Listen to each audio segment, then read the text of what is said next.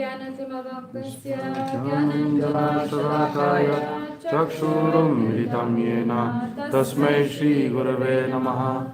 श्रीचैतन्यमनोभीष्टं स्थापितं येन भूतले स्वयं रूपा रामायं ददाति स्वापदान्तिकम्। वन्देऽहं श्रीगुरो श्रीयुतापदकमलं श्रीगुरुं वैष्णवंश्च श्रीरूपं सागरजातं सहगना रघुनाथं तं सजीवं साद्वैतं सावधूतं परिजनसहितं कृष्णचैतन्यदेवं श्रीराधा कृष्णपदान् सहगना ललिता श्रीविशाखं तं च। हे कृष्णा करुणा सिंधु दीनबन्धो जगत्पते गोपेशा गोपिका कान्त राधा कान्त नमोस्तुते।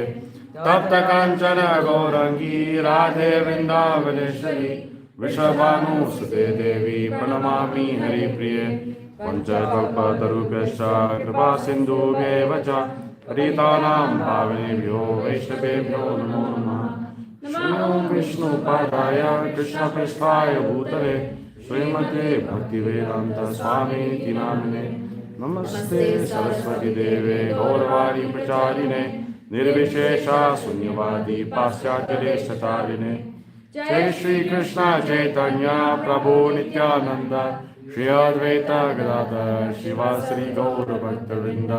हरे Krishna Krishna Krishna Hare Hare Hare Ram Ram Ram Hare Hare.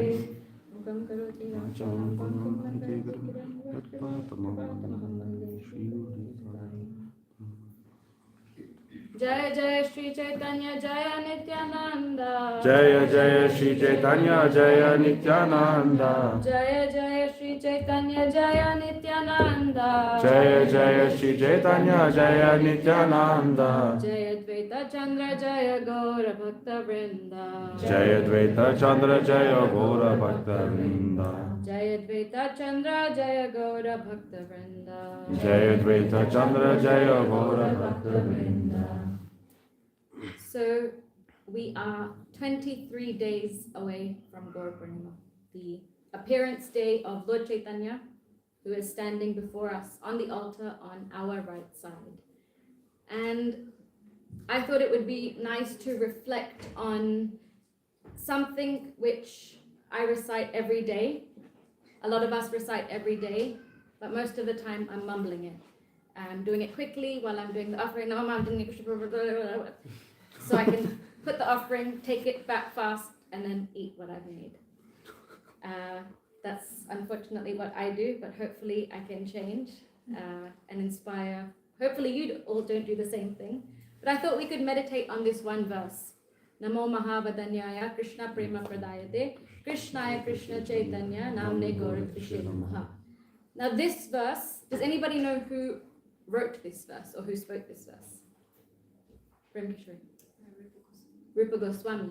When Lord Chaitanya met Rupa and Sanatan Goswami, when he met Rupa Goswami in Prayag, Rupa Goswami recited this verse as a glorification of Lord Chaitanya.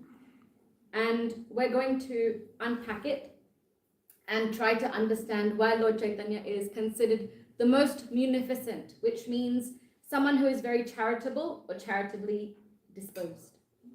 So, Namo. This is probably my most technical PowerPoint presentation yet, so I hope you all appreciate the animations. Namo, it means obeisances. Namo, Namaha, Namaste, all derivatives of a similar word, and it literally means to bow down. Why do we bow down? Every time we come into the temple room, we bow down. When we meet somebody elder, we bow down to touch their feet. We do it as it's a ritual in the Vedic system to show respect, to develop humility. Other faiths, other traditions have other ways in which they show respect. In the Vedic tradition, this is what we do. And why do we do it? Because our physical actions, they help shape our psychological actions. Krishna consciousness is about cultivating a mood of humility. I can say it, but I definitely don't feel it. But by doing actions which help me experience help take me out of the center.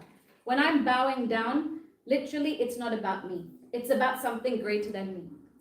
If any of you have been to Vrindavan, if you've been to India, and you do parikrama around a temple, you do parikrama around Govardhan Hill. I once asked the senior god sister, why do we do parikrama? What's the point? Why am I walking around something?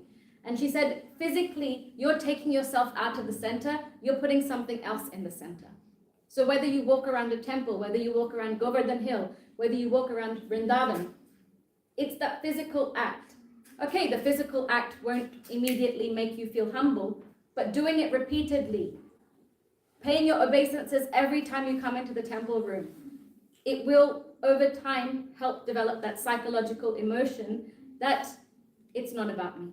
It's about someone, it's about something else greater than me. And so rituals like this, like offering obeisances, they are one, expressions of the essence. So the essence is humility, and it's an expression of humility. And they are, number two, pathways to the essence. They're also pathways to humility. Just by me offering obeisances, it's not going to immediately make me humble, but doing it over time, it will help me get to that stage. So even if we don't feel humble, regularly bowing down will help us gradually cultivate this in our mind. So Namo, bowing down, I offer my obeisances. Mahavadanyaya, which means munificent and charitably disposed. Munificent, the dictionary definition, it means characterized by or displaying great charity. What is giving charity? What's giving charity? I'm asking this. What does it mean to give charity? Donate something, yeah? To be generous and give something to someone else that doesn't necessarily have what you have. Yeah, exactly. You give something to someone in need, that they don't have that thing. We're giving something of value to people who need it. Now, what we value changes throughout our life. You're in university and it's Freshers Week. The free Nooks hot chocolate that they're giving out in central London will be of value to you. The pizza upgrade from a small to large will be of value to you because you're saving every penny. If you just got married and you're buying a house, when the government kindly took away stamp duty, that was of value to you, right? When the interest rates went down, that's of value to you. So as you go through life, different things are of value to you. But why is it so amazing? Why is Lord Caitanya glorified as being the most munificent and charitably disposed? Why? What is it that he's giving out? So the first line, it alludes to Lord Caitanya's qualities, what he's about. He's munificent and he's charitably disposed. So what is it that he's giving out? He is giving out Krishna Prema Pradayate. So Pradayate, unto you who can give unto, who can give unto you. And what is he giving? He's giving Krishna Prem. Now, Lord Caitanya is especially special because in the first chapter of Chaitanya Charitamrita, in Adi Leela, chapter 1, text 4, there's a very, very beautiful verse. In Sanskrit, it goes, Anarpita charam charat karunaya vatirna kalo samarpayitam unato jvala rasam swabhakti shriyam hari purata sundara dyuti kadam vasandi pita sada hridaya kandare spuratha va sachinandana. What does it mean? It means, may the Supreme Lord, who is known as the son of Srimati Sachi Devi. Now, when Krishna is addressed, Lord Caitanya is addressed in relation to his devotees, he likes it even more. So in Damodar pastime, Yashoda Nandan, that's how he's known as.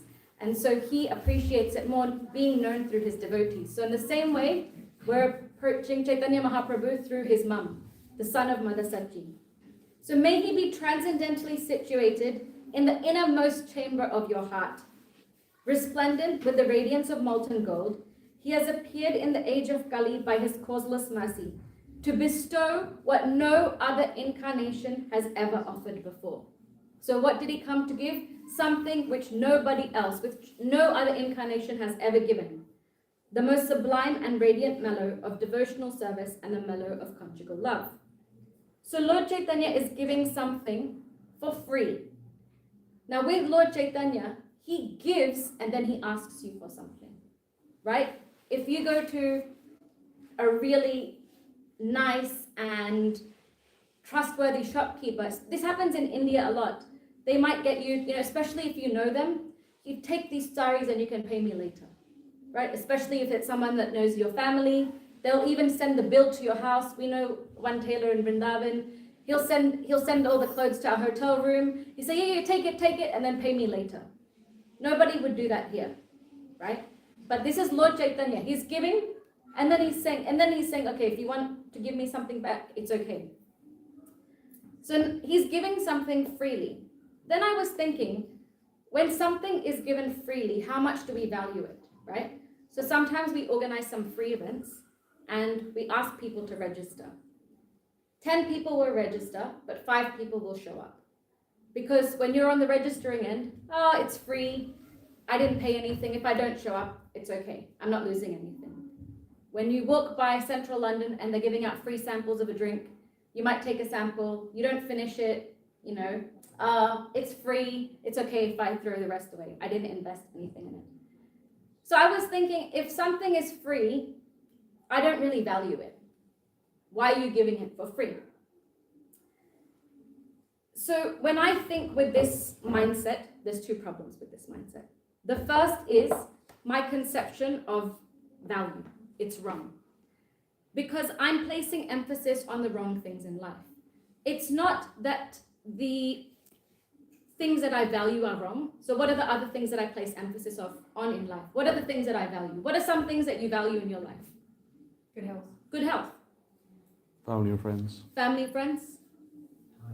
Time. Career. Right? We all value these things. It's not that these things are wrong. I'm not saying give up your health or give up your family and friends.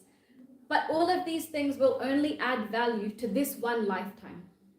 At the end of this life, we don't go back with anything. We don't go back with our family and friends. We don't go back with good health. We definitely don't go back with our career. Krishna doesn't look at our resume. What can we value that stays with us life after life? It's our relationship with Krishna. Krishna says in the Bhagavad Gita that there is no loss or diminution in this path. So it's not like if you make an endeavor in this life, from the next life you have to start back from 0. If you got up to 5, next life you continue on from 5.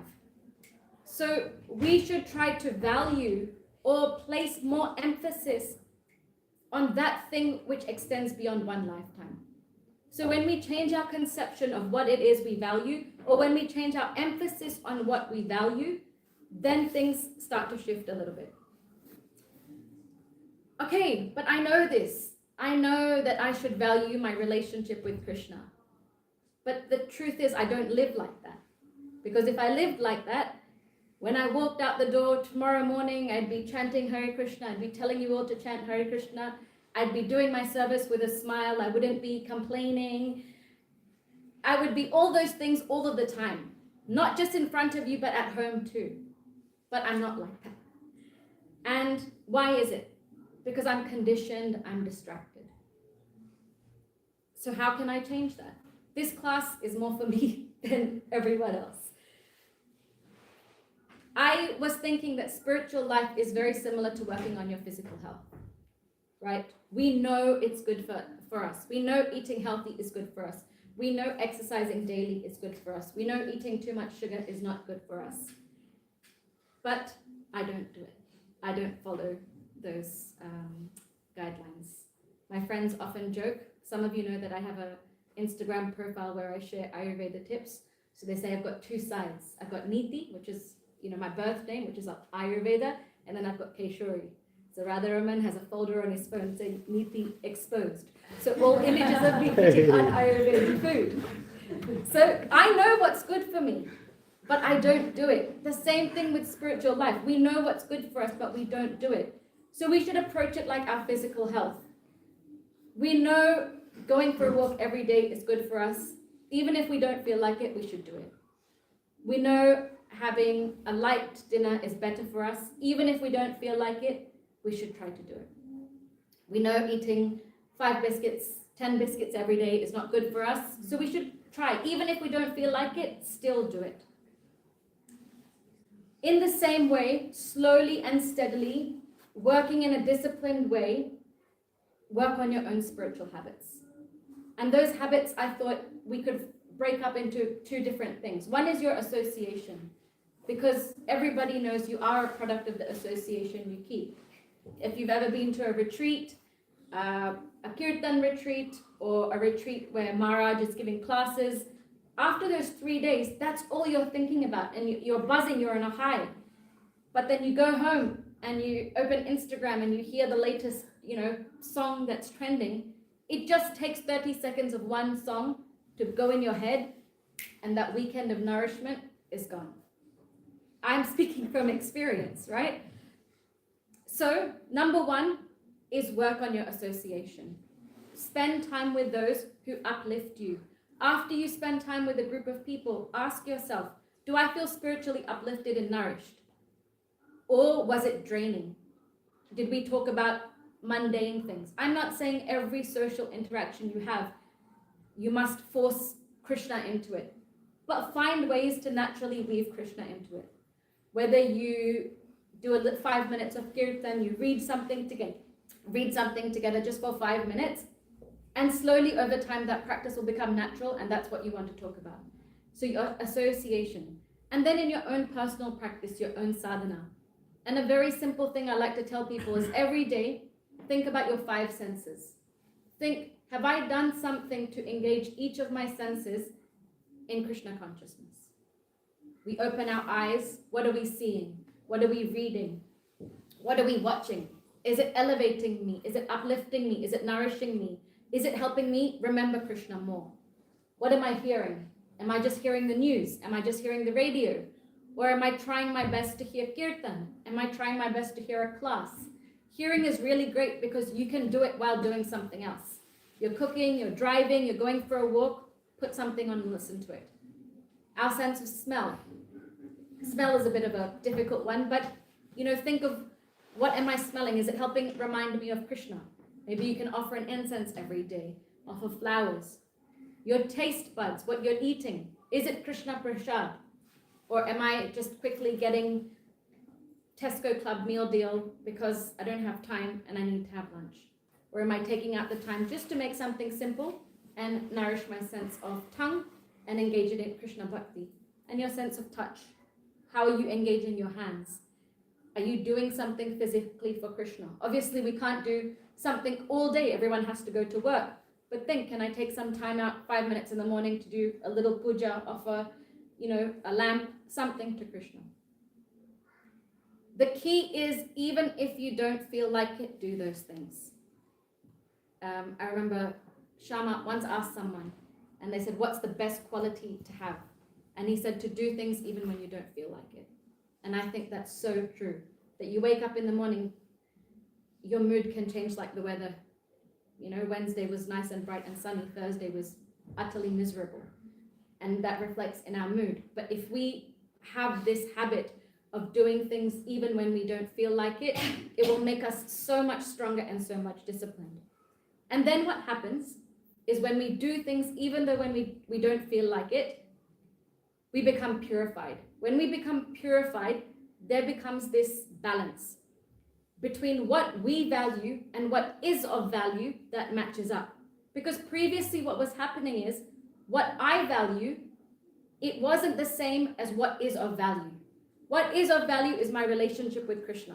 But what I was valuing, my health, my career, my family and friends, what I do in my spare time. Yeah, that's all great, but it's not exactly the same, right?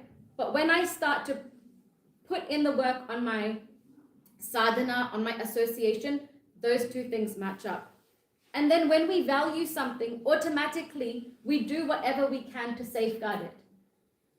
If we have gold, I will pay that monthly deposit to put it in the bank because I know the value of gold. I will make sure I insure my car, insure my house, because we know its value. We will put extra money in to look after it. So the moment we can change our consciousness to what it is we value, everything will change. Sometimes we think Krishna consciousness like it is about love for Krishna. It is about you doing things to please him. But from one angle, we just have to value him. Put him on the same level as your investments, your Bitcoin, your gold, your shares, all of that stuff. He's more than that, right? So this is what Lord Caitanya is coming to give. He is coming to give the most valuable thing. And then I got to thinking, actually, he's not giving it for free. Because before, I was thinking of value in the wrong way. And I was also thinking of cost in the wrong way. Generally, we think of cost as money. You know, we buy something. But here, Caitanya Mahaprabhu is asking you for your attention. It's the most valuable currency. It's the most precious commodity of today. All he is asking for, it's not all, because it's also a big ask. He's asking for your attention. So yes, he will give you Krishna Prem freely. All he's asking that you just be attentive to him. When we were at Radha Desh Mellow, Satyanandan Maharaj, he gives wonderful, wonderful classes on the holy name. And he said, the holy name is magical. All you have to do is give your attention to the holy name and it will do the rest. That's it. You don't have to try to think of the pastimes of Krishna when you chant. You don't have to try and think of Vrindavan. You don't have to try and think of your favorite deity. You don't have to try and remember verses. Just hear yourself chant the holy name. That's how simple it is. But unfortunately, in today's age of distraction and shortening attention span, even that is very, very difficult. So the first line, we were introduced to Lord Chaitanya's qualities, that he is the most munificent, he is the most charitable, generous, and then his activities. What is it that he's charitable of? What does he give so freely? He gives Krishna Prem. In the third line, we're introduced to his name. He's Krishnaya, the original personality of Godhead. Krishna means all attractive. And Krishna Caitanya Namne, that was the name he was given, under the name Krishna Caitanya. So when Lord Caitanya was born, he was given the name Nimai by his parents. When he was initiated at the age of 24, when he took sannyas at the age of 24 from Keshav Bharati Swami, and actually he took sannyas on the day of Sankrant, Makar Sankranti, on the 14th of January. So it's an auspicious day for many, many reasons. He took initiation from Keshav Bharati Maharaj, sannyas initiation, and he was given the name Krishna Caitanya. Chaitanya means the life force, the supreme living force. And Krishna, we know, means all attractive. Sometimes I think, if Krishna is all attractive, why am I not attracted to him? Every day I chant Hare Krishna, I'm like, Hare Krishna, you're the most attractive, most attractive. But I'm not attracted to him, because after I finish chanting, I'm like, oh, fine, I can go and, do whatever else I want. When you pull down that string of the 16th round, you feel like a sense of accomplishment. I think Prabhupada said, now I can do any damn thing. When you finish your 16 rounds, never do I think, no, let me do the 17th round, let me do the 18th round. So if I'm chanting his name that's all attractive, where is my attraction? Why am I not attracted to him? It's the same problem.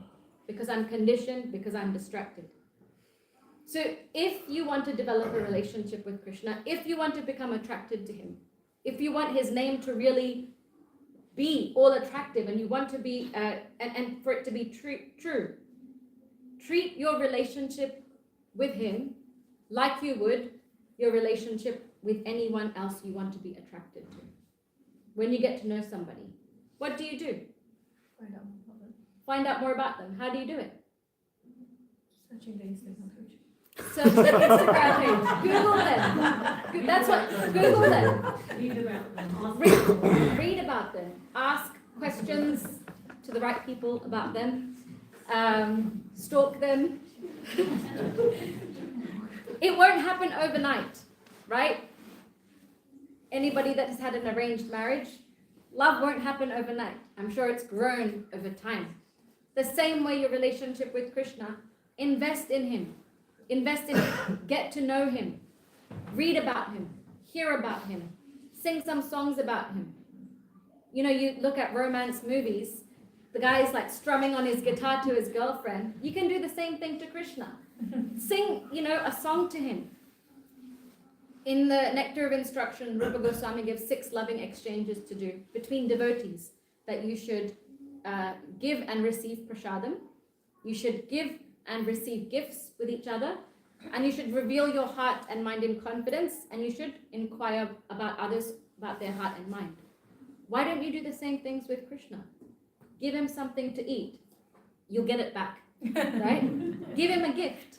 I've mentioned this in class before, that we think normally when we offer something to Krishna, we'll give him a flower, we'll give him a fruit, we might give him some new jewelry. But anything that you buy new in your house, offer it to him. When I bought my new laptop, I put it in front of him. I said, you use it first. When you buy your new phone, before you use it, ladies, when you buy a piece of new jewelry, right? Before you take it out of the box, put it in front of him. You wear it first. I once did that to my spiritual master. He was there for my birthday. It was my 21st birthday in Australia. And my cousin had given me really nice Swarovski earrings and a necklace. And I offered it to my Guru Maharaj to offer it to his deities. And then I thought I would get it back. Like, you know, when you go to the temple in Vrindavan, many times people will offer their neck beads. And they say, please, can you offer it, like touch it to the feet of the deities, and then you get it back. So I thought he'd just like show it. But he didn't. He kept it. So your deities won't do the same thing. So you can offer your jewelry. You can offer your jewelry to them, new clothes, perfume that you buy, whatever. Before you use it, think, how can I offer it to them? Ladies, if you buy a new piece of kitchen equipment, buy a new knife or blender, whatever, put it on the altar. It sounds silly, but it's a way that you can start to have a relationship with him. Right, so you've already fed him, he's fed you back. You've given him gifts. Actually, all those gifts are coming from him. Talk to him, write to him. Reveal your heart and mind to Krishna. You can use the words of the acharyas as a guide. Use their songs, use the mantra, the shlokas in the books. But you can also pen your own thoughts. You can also write to Krishna in your own way. Talk to Krishna, and he will talk back through to you. It won't be like a voice in your ear. It might be through somebody else. All of these things are easy to do when you feel like it. Today I wake up, yeah, Krishna, I feel like offering you something really nice. But the next day I wake up, I can't be bothered to cook. Krishna, forget it. I'm getting takeaway. You're not getting anything to eat, right? So it can't be like that. Even on the days when you don't feel like doing it, still do it. Remember, treat it like your physical health journey. I know it sounds a little bit, there's no rust to it, there's no emotion to it, but even in, you know, a long-term relationship, when you live with someone for many years, sometimes you wake up and you might not want to see that person's face, but you still do it. Like, you still be with them, talk to them, cook for them, you know, whatever. You still engage in some sort of conversation.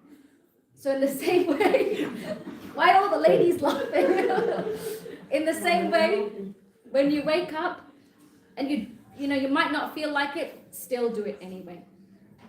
So the third line reveals his name, Krishna Caitanya. He is the Supreme Personality of Godhead.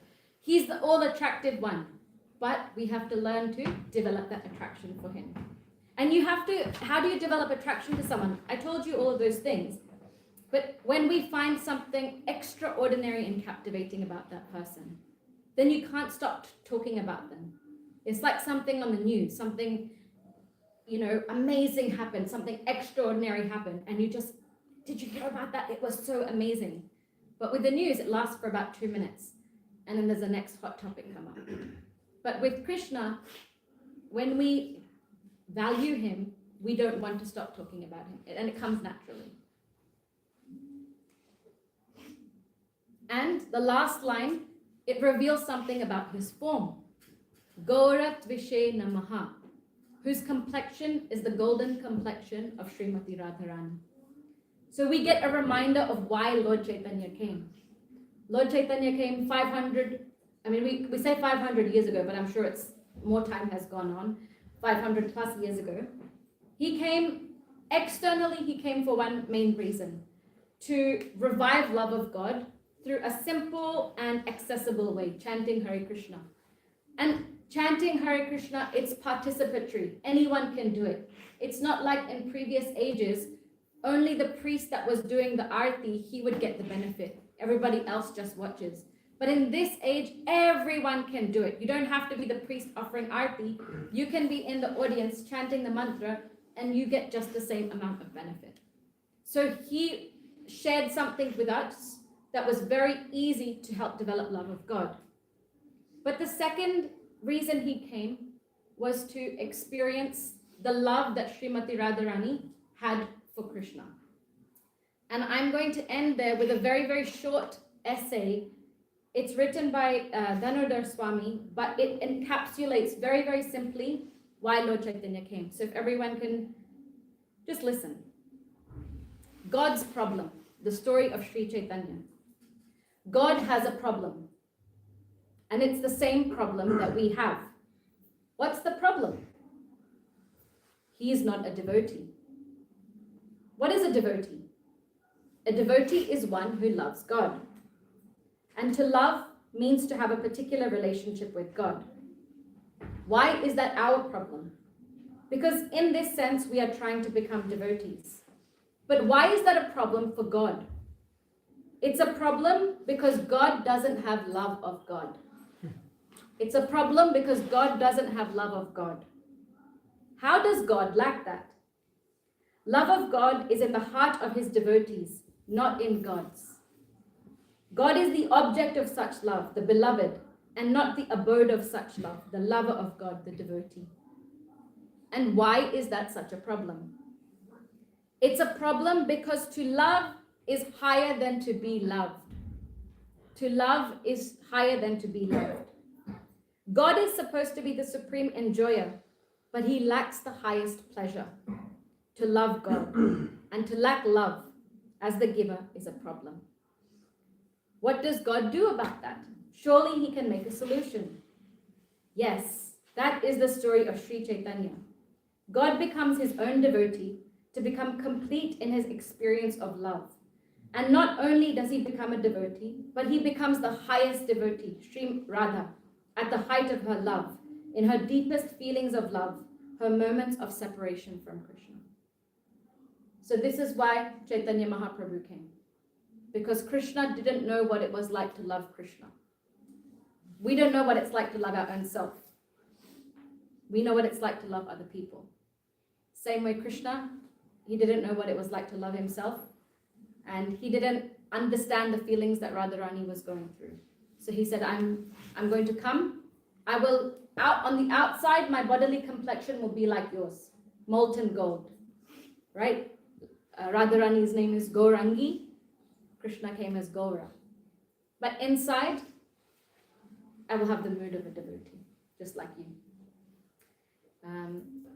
And so that's why Lord Chaitanya came. And so hopefully, when we recite this mantra once a day, twice a day, 3 times a day, however many times you offer something to Krishna, you can meditate on his qualities, you can meditate on his activities, you can meditate on his name, and you can meditate on his form. And through that, we will receive the mercy of Lord Chaitanya. Thank you. Any questions, comments, or realizations?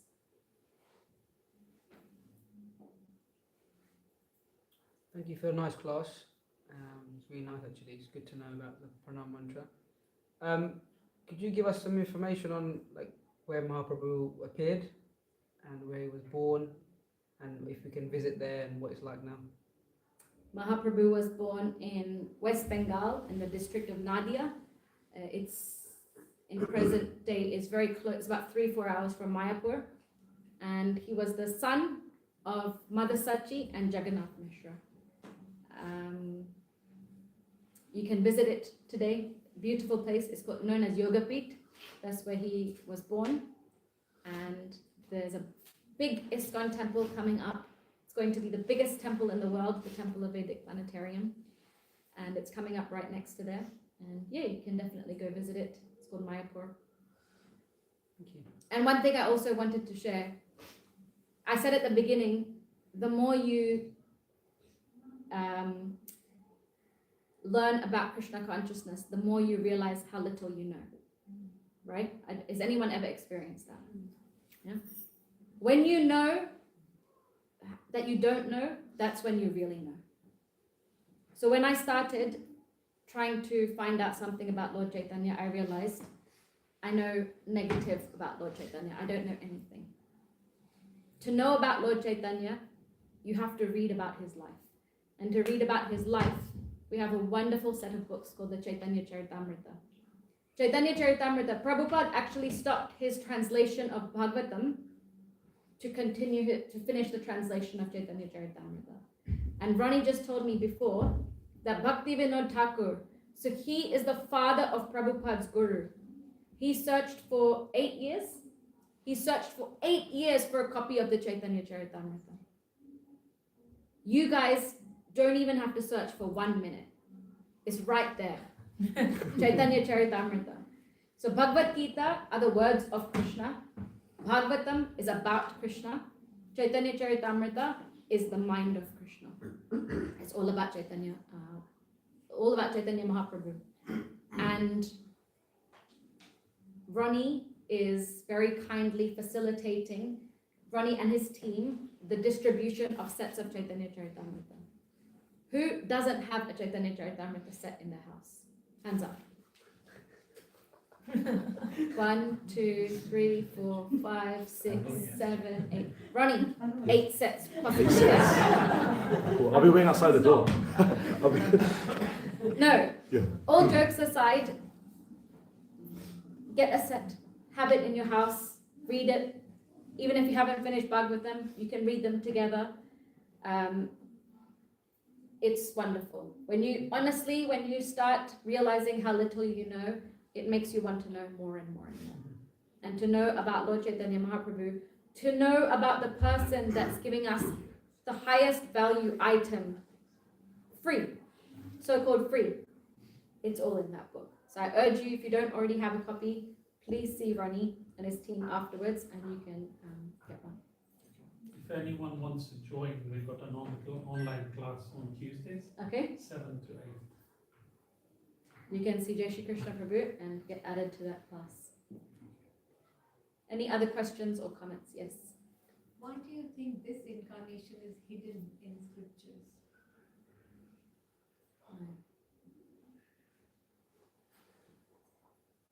Good question. I will have to find out and get back to you. This is hidden, right? Yes, it's a Chana avatar. Mentioned. Yes.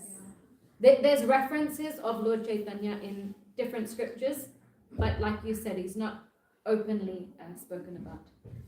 I can maybe give some explanation, not fully, but I was in a class for Bhaktivedanta Saraswati Thakur the other day, and one devotee mentioned that actually in this age we're not ready to receive God as he is, so he has to come hidden for us to search out for him.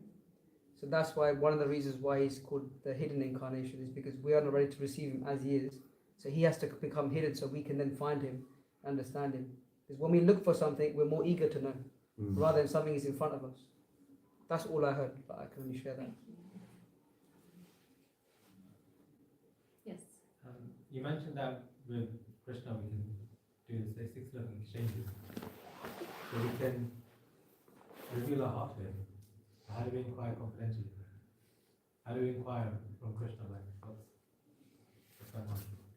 We can't think that Krishna's going to come and give me a personal message. Hey, Radha Raman, do this. Krishna's given us so many messages, we have to be open to seeing them.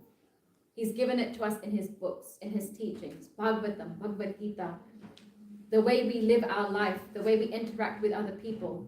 That's Krishna revealing his heart and mind to us. We see, read Caitanya Charitamrita. That's him revealing his mind. So it's there. We can't feel like I need a personal message. Sometimes we feel like that, I did this, so I should receive this from Krishna, or, I cleaned the toilets this morning, so everybody should know about it. Krishna, you should know, and, tell me. No. When we advance in spiritual life, actually a sign of our advancement is our humility. And then we see Krishna's message all around us. Can I just share something? Mhm. According to your class, where you say, like, talk to Krishna and speak to him and do everything. I just want to share this book that I do like a prayer every day, a page of it. And if you say that prayer with your heart, facing him, you do feel it. It's that one that you gave me. Oh, from Chaitanya Charan. Yeah, it's really, really good. So I just want to say, if anyone wants to buy that, buy it. And what was I going to say?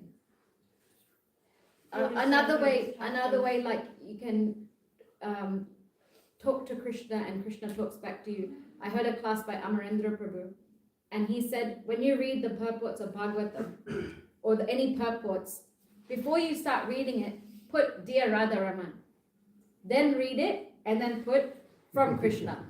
It's true. So that's how he explained to read it. So when we read each purport, oh my God, this is a letter to me. Krishna's writing this purport in Bhagavatam, and you'll read it so differently. What was your biggest realization whilst praying for the class? Honestly, it was that I know very little about Lord Chaitanya. I can say with my hand on my heart, I thought, wow. Yeah, and you know what I do when I prepare for class? You should probably turn that video off.